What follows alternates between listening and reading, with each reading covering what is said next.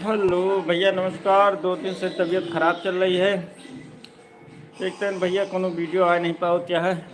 आज थोड़ा उम्मीद है कि आज थोड़ा रिलैक्स आए। हो सकता है कि शाम तक कोई वीडियो आ जाए।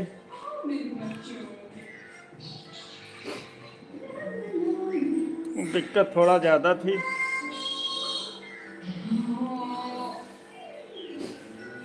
अभी भी कुछ दिक्कत है लेकिन फिर भी कुछ मान के चलिए 50, 60, 70% तक तो मामला ठीक है।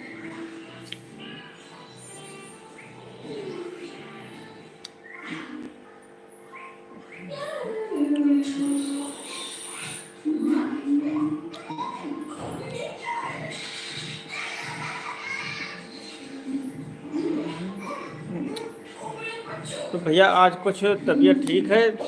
कोशिश करता हूँ कि शाम तक वीडियो कोई ना कोई बढ़िया आ जाएगी। नमस्कार, राधे राधे।